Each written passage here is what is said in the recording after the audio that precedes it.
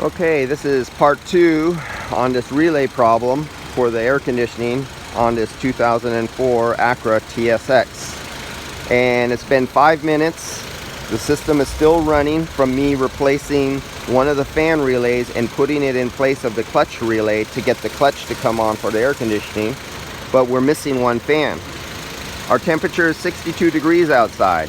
I'm almost hitting 200 psi right now at 62 degrees outside.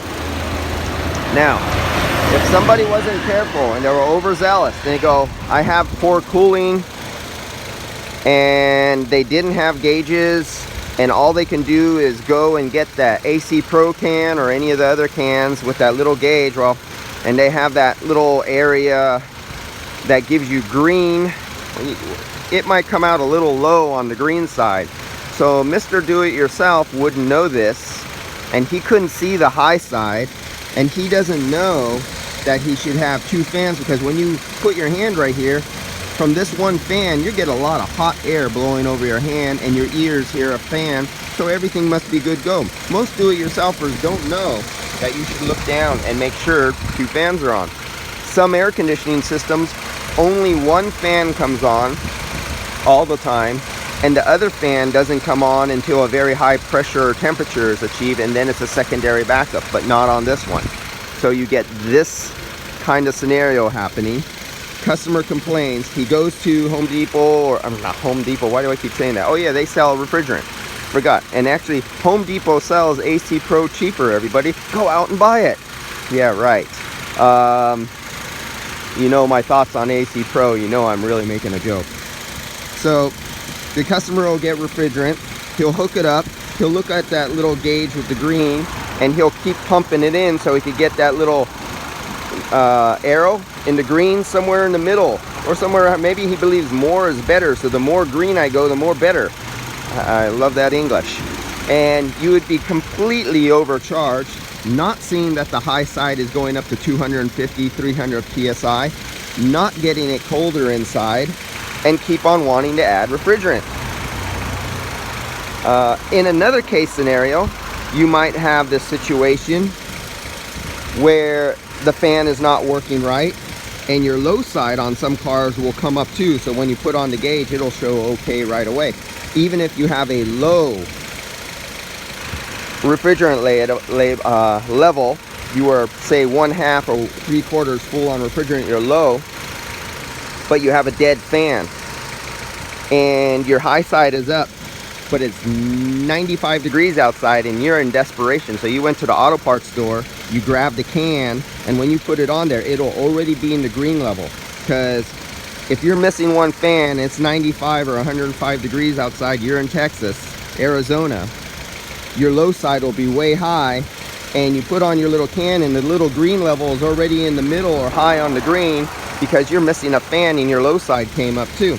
So in that case, you think you're good, but you're actually 1/4 or 1/2 low on refrigerant because of a fan. Now let's see what happens when I put the relay in here. Here's the relay.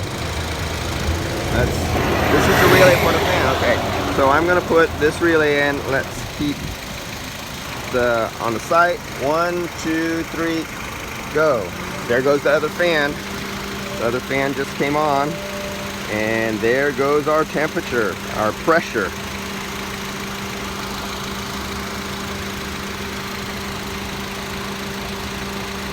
Down, down, down we go.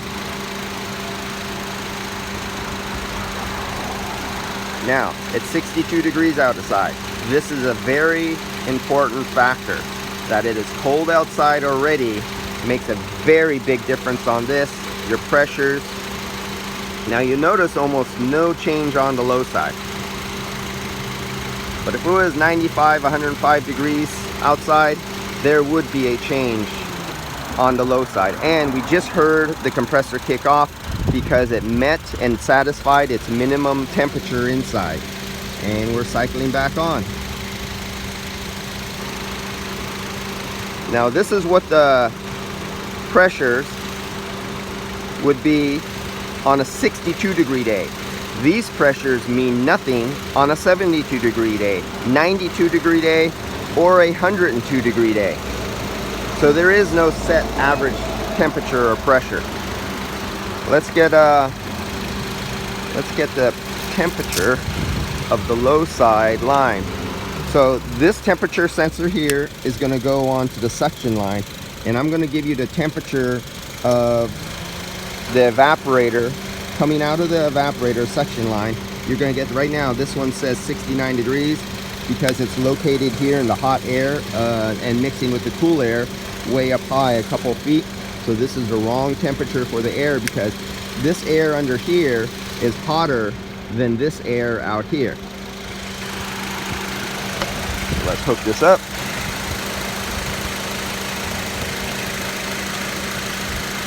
There we go. So now we should see this temperature fall down. Take a minute because my clamp is very hot.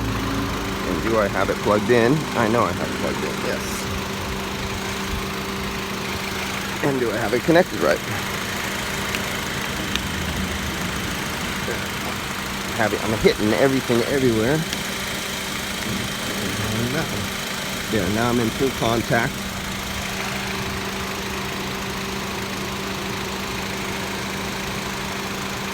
Oh, I have it backwards.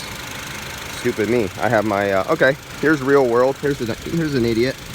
Okay, so I had my wires crossed and I put them on the wrong side. And I'm looking at the SLT suction line, wondering why it's not going down. Because I had these backwards. But it makes no difference because we're just looking for a temperature. So the liquid line temperature, LLT. But I actually have that sensor on the suction line. Watch it. 40, 39.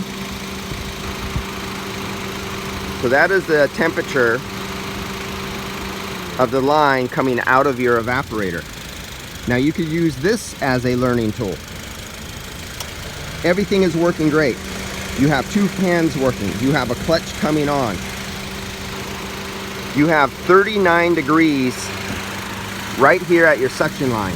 If this is 39 degrees, then your evaporator is 39 degrees. It's actually a few degrees colder because there is some heat gain, some superheat happening between your evaporator out to this point because I'm so far away from it. But basically whatever and you can see the condensation, whatever the temperature of this line is the temperature of your evaporator. So if I have a 39 degree line coming out right there, but I have 70 or 80 degrees coming out of the dash and somebody's looking for an air conditioning problem, there's no air conditioning problem. There's most likely a blend door problem, feeding some hot air. If you have one of the cars that have a constantly running heater core and it just uses a door flap to shut off the heater core, the heater core never stops flowing hot coolant. So the blend door is open a little bit of hot air is blending with your cold, and you get hot air out the dash. And hot always beats cold when it comes to a race between coolant and air conditioning. So somebody goes, oh, I'm getting hot air, so I need to add more refrigerant. No, you don't need to add more refrigerant.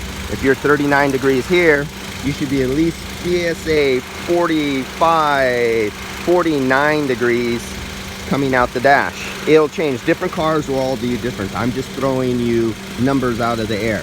But it will be a little bit warmer than what this line temperature is because there's losses between the air and the tubes. From the tubes, the temperature transfers to the fins. Then the air passes past the fins to take away the heat. And there's some inefficiency and losses there. So the temperature coming out will not be exactly what the temperature is of the line. So you could use that as another learning tool. AC system's full, both fans working, compressors coming on, 39 degree coming out of the evaporator, but 70 or 80 degrees coming out of the duct. You have a blend air door or a heater core coming on when it shouldn't come on. You have some other problem. This is not all the information. This is just a few bits of information. I've just given you enough information to be dangerous, but something to give you food for thought that you can think about it and learn a little bit more. That's all for today. Catch you guys. I got to get off to my next job.